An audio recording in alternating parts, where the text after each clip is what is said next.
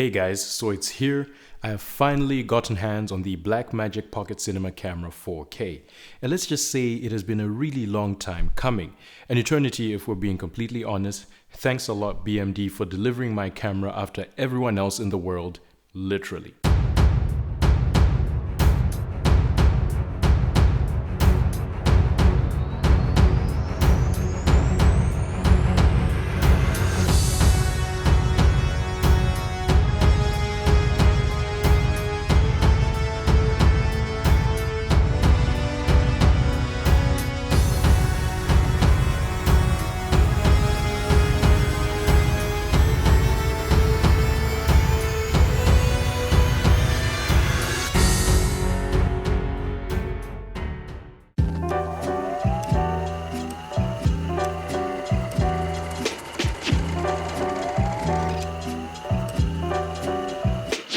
I'm sure by now you've all seen tons of videos on YouTube unboxing the camera, so we'll skip through all of that and go straight to the review. As promised, there will be a ton of coverage on this camera from here onwards. However, instead of making one really long video, I've decided to split the videos into different segments, and some of them will be like mini reviews aimed at different consumers. I'll also be releasing a bunch of videos in a guide that can help you hit the ground running if you do decide to purchase this camera. Out of the box, the very first thing you notice is the size of this camera. It is a lot bigger than what you expect, and really it's quite an oddly shaped camera. Most cameras at this price point are more square-like shaped, whereas this is very wide and rectangular. I've seen a lot of reviews here on YouTube where filmmakers and content creators from all walks of life have said that the camera feels sturdy and well built. Yeah, no. I'm going to be real with you guys and be brutally honest. This camera does not feel like a quality product. The plastics are just hard and feel cheap.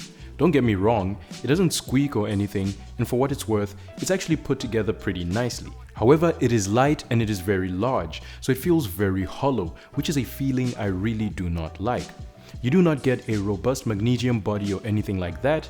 Instead, Blackmagic has opted for what they're calling a carbon fiber reinforced composite body. Yeah, BMD, I'm an engineer and you do not fool me. That is just a fancy way of saying plastic. Now of course plastic is lighter than metal, though here you get the feeling the real reason is to meet the low price point more than anything else. For such a large camera, the ergonomics are actually really good. This feels great in the hand. The hand grip is very substantial, which allows you to get a solid grip on the device. The grip is also grooved with a soft touch rubber material. And as mentioned before, the camera is relatively light for its size, making it easy to hold over long periods of time. Let's move on to the I/O. Up top from the left to right, we have a slot to fasten a camera strap, a 1/4-inch female thread at the very top of the camera, the on-off switch, 3 function buttons that can be custom programmed to whatever you want, and moving up to the top right, we have 3 buttons that control ISO, shutter, white balance, and finally at the top of them is a red record button and a still picture button. And yes, you heard me correctly, strangely enough, this is a cinema camera that can take stills for whatever reason. On the left side of the camera, we have all our ports and connectors. From top to bottom, we have a 3.5mm mic input, a 3.5mm headphone jack, a full-size HDMI port, though I doubt you'll ever be needing one of those because this camera has a very nice display, but we'll get into that a bit later. Below that, we have a 12-volt DC input, a USB-C connector that can be used to charge the camera, and also a port for external recording media like portable SSDs. Below that is a mini XLR input with a locking mechanism for pro audio. On the right side of the camera, we have a little door that slides out to reveal a CFast 2.0 slot and also an SD card slot that supports the UHS 2 performance cards. At the back of the camera, you are immediately struck with a huge display. I'm not even kidding with you guys, this camera has hands down the best built-in display I have ever used on any camera, period. It is a 5-inch 1080p LCD display that is a peach to work with. It's reasonably bright and most importantly is very color accurate. It's also a multi-touch display, explaining the lack of navigation buttons on the back of the camera. In bright sunlight, the display is alright. It's not the brightest, though it is very usable. What's really nice is just the size and resolution. You can really pick your focus with great precision, and the touch interface is one of the best in the industry.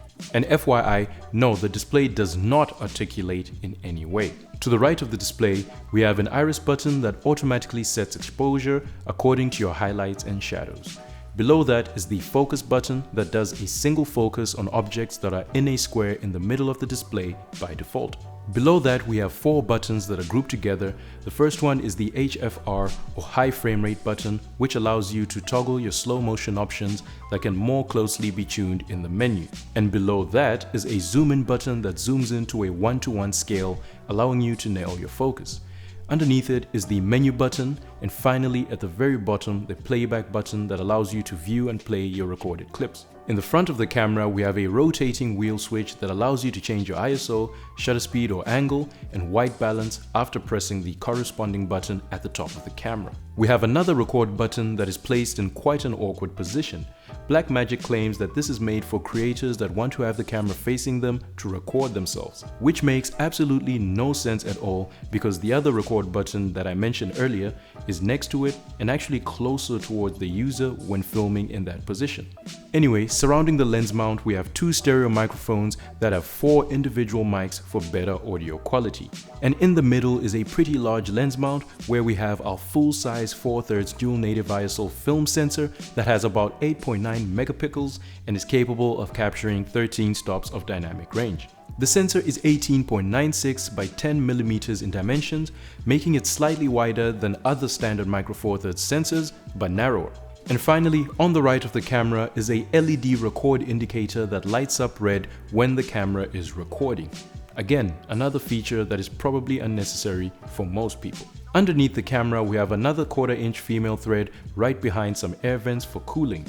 The vents are slightly slanted upwards so that your tripod plate does not block them. The vents at the bottom of the camera are outlet vents of air that is sucked in from the 2 vents at the top of the camera.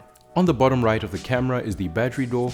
This camera uses Canon's very popular LPE6 batteries that are very inexpensive and easy to find. However, I must point out though that the one that comes in the box is a third-party cell made by Blackmagic themselves and is not great. The battery does not seem to have the InfoLithium standard, meaning that it does not give you reliable information on the current reserves of the battery whilst in use. I am happy to report though that with genuine Canon batteries, it gives you a voltage reading that is pretty reliable. And the battery meter itself is also reliable, unlike with the included Blackmagic cell. I've had situations where the camera has just randomly shut down mid-shot when the battery bar was indicating 50% of charge. The battery included is just very poor quality, and I would advise that you buy a genuine Canon cell. In terms of battery life, I've been getting around 40 to 50 minutes of record time. It's summertime over here, so generally it's been more towards the 40 minutes mark as the fans have to do extra work. Taking a look at the recording formats, and this is where the camera really shines. Typically, cameras at this price point record in highly compressed formats that don't retain a lot of data from the sensor. The BMP-CC 4K can shoot 4K UHD and DCI at 60 frames per second, 50 frames per second, and so on. All the recording formats can be seen in the display table. The highlight of this is just the fact that this camera will shoot ProRes and 12-bit RAW at just $12.95 US, which is absolutely unheard of. Generally, the types of cameras that deliver that sort of image quality are expensive cinema cameras that cost thousands of dollars. That alone is a revelation. The image quality speaks for itself. Now, I haven't had enough time to really put the camera through its paces, but from what I've seen so far, the image quality is absolutely gorgeous. When it comes to having all the right features for filmmakers and videographers, this pretty much has it all covered. Real features that make sense in the real world. Now, of course, the camera is not perfect, and as a matter of fact, there are some issues. For starters, the screen does not articulate, and yet Blackmagic put a record button in front of the camera for when recording in selfie mode. And also, the battery life is not great, especially when you consider that this is a cinema camera.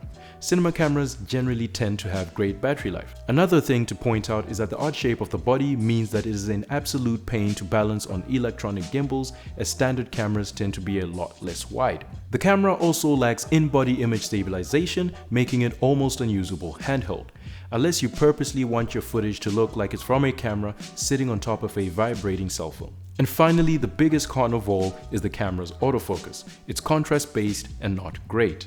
It only works in single AF mode, meaning it cannot track or do continuous autofocus of any sort. The simplest way to sum this camera up is that unlike many other cameras in this price segment that are stills cameras that can shoot video, the Blackmagic Pocket Cinema Camera 4K is a true video camera that can shoot film. It is designed to deliver great video quality, to be easy to use, relatively small and cheap. It's not a pocket camera, and I have no idea why BMD is still calling it a pocket cinema camera when it's more of a mini version of the discontinued production camera 4K. Blackmagic are targeting low-budget filmmakers and videographers by giving us what we want at a low cost. As a small-time videographer, you always want the best image quality, but you do not want to spend thousands, which is what you've typically had to do in the past in this industry. Now, of course, there are long-term reliability and durability concerns. Blackmagic has no doubt had to cut some corners to be able to deliver this at $12.95 US. As a matter of fact, Gene from the channel Potato Jet received his camera just last week, and it stopped working shortly after unboxing and playing around with it. So I guess we'll have to see how it ages, only time will tell. Anyway, this camera allows you to slap on an inexpensive micro four thirds lens, plug in a cheap portable SSD and go out and make films. For a person that has never shot on a cinema or production grade camera, the Switch does have some learning curves. For starters, all your video files are way bigger than on typical DSLRs or mirrorless cameras, and a camera like this is pretty much a fully manual camera. So you have to really keep an eye on all your camera settings like exposure controls, color settings, and focus. Don't expect your videos to automatically get better when you get this camera. The workflow is more demanding, and extensive work in post like color grading has to be done in order to get the best out of it. So that is the Blackmagic Pocket Cinema Camera 4K. As mentioned before, this is the first of many videos to come on this camera, so make sure you're subscribed if you haven't already done so. Also, be sure to hit that bell icon to make sure you get notified when new videos are released on the channel. Thanks for watching, and I hope that this video has been useful to you. Please drop a like or a comment if you enjoyed the video, and if you didn't enjoy it, make sure you hit that dislike button twice. Catch you folks in the next one.